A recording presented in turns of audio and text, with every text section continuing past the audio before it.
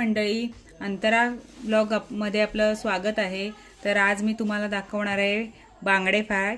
तर आता मी मार्केटमधून हे ताजे ताजे बांगडे आणलेले आहेत आणि स्वच्छ धुवून घेतलेले आहेत। तर आता आपण त्यांना मीठ कोकम चांगलं लावून 10 मिनिटं मुरत ठेवणार आहोत। तर हे बघा, मी हे 2 चमचे मीठ घेतलेलं आहे आणि हे कोकमाचं आगळ घेतलेलं आहे। तर मी आता सगळ्यात पहिलं हे सगळं असं लावून घेणार आहे। मला थोडंसं मीठ आणि आगळ जास्त लागतं, तुम्हाला कमी आवडत असेल तर कमी लावलात तरी चालेल। त्याच्यामुळे काय होतं, तर मीठ कोकम चांगलं लागल्यामुळे मच्छीचा उग्रसपणा पण कमी होतो आणि मच्छी खायला सुद्धा अगदी रुचकर लागते। तर हे बघा, मी असं मस्त असं मीठ कोकम लावून 10 मिनिटं असं ठेवणार आहे आणि त्यानंतर मी फ्राय करणार आहे। आणि आता 10 मिनिटं झालेली आहेत। आता आपण त्यांना हळद आणि मसाला लावून घेऊया।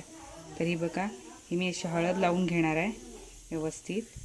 1 चमचा हळद घेतली होती, त्यातली ही एवढी शिल्लक आहे, म्हणजे पाऊण चमचाच लागलेली आहे। आणि हा जवळजवळ 2.5 चमचे घरगुती लाल तिखट घेतलेलं आहे, ते पण मी असं लावणार आहे व्यवस्थित।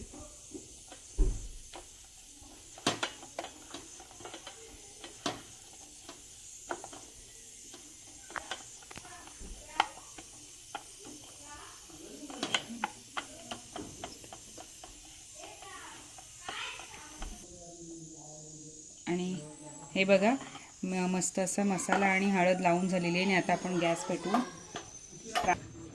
आणि आता आपण फ्राय करून घेऊया।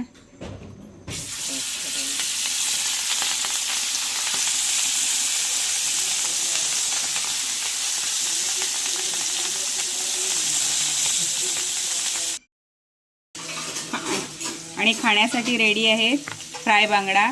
तर मंडळी, करून खाऊन बघा आणि कसे झाले ते कमेंटमध्ये मला नक्की सांगा। धन्यवाद।